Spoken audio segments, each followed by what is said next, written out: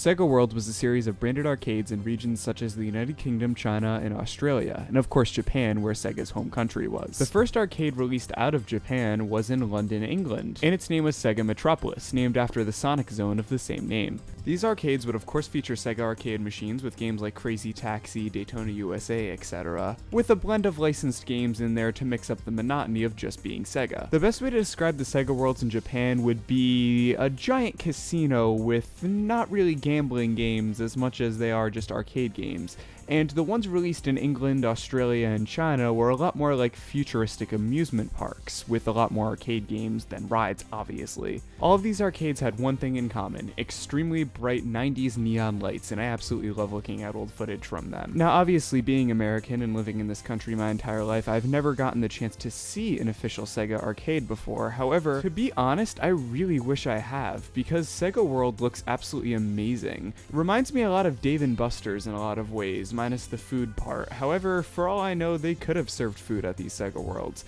and these were really nice arcades. However, this series is called Left to Rot for a reason, so let's take a look at, unfortunately, what happened to these arcades.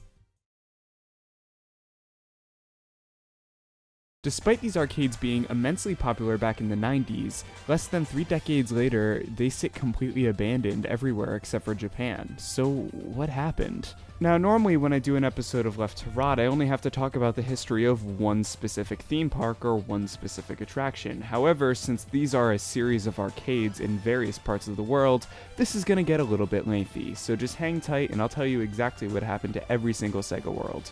Sega Metropolis, the first one outside of Japan, was bought by Game, which is a company, in 2003, and continued to run on under its Game name with Sega arcade machines until 2011.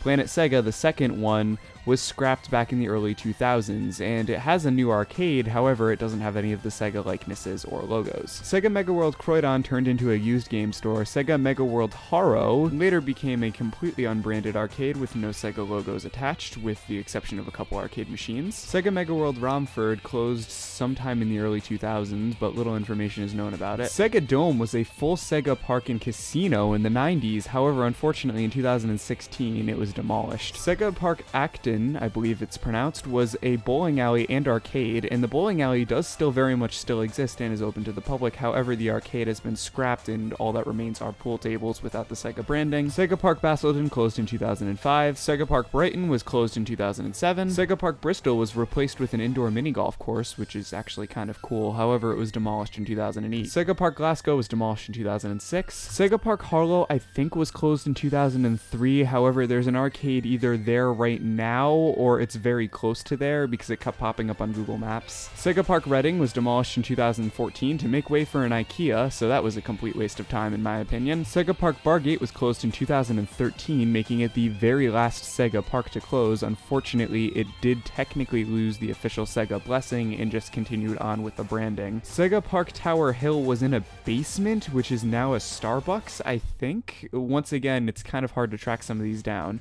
Sega Park Wood Green was a little Sega park in a mall, which now is a Liddy supermarket. Sega Park Birmingham eventually turned into an AMF bowling alley, which closed in 2006 to make way for a UTC gym. Sega World Bournemouth is where things get interesting, as this was a very big Sega World consisting of 3 different floors. The first one consisting of arcade machines, the middle consisting of a reception area, and the third consisting of a bowling alley.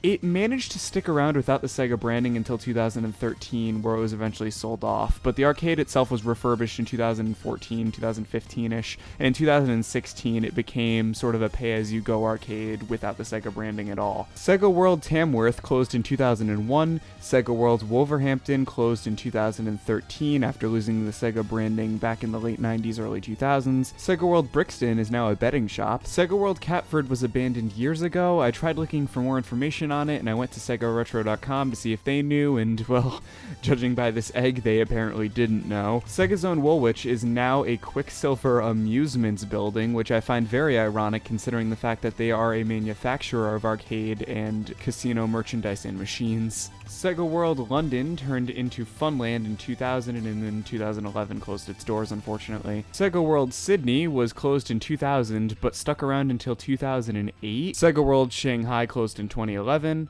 And we are finally at the list of Sega Worlds that are still in operation. Well, sort of. A lot of these are unbranded arcades that were at one point, if not are still owned by Sega. So I'm going to butcher these names really badly, and I apologize. However, these Sega Worlds are still technically standing with or without their branding.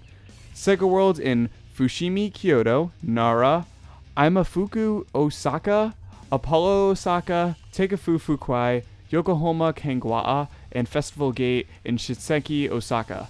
I'm so sorry if I butchered any of those names. I know I probably did. While it is extremely doubtful that any of the closed Sega Worlds will come back to their Sega World route, it's still really interesting and very sad to see them all go. There was one point where Sega was the king of video games, rivaling even Nintendo. However, as for their arcades, they're unfortunately just another place that are going to be left to rot.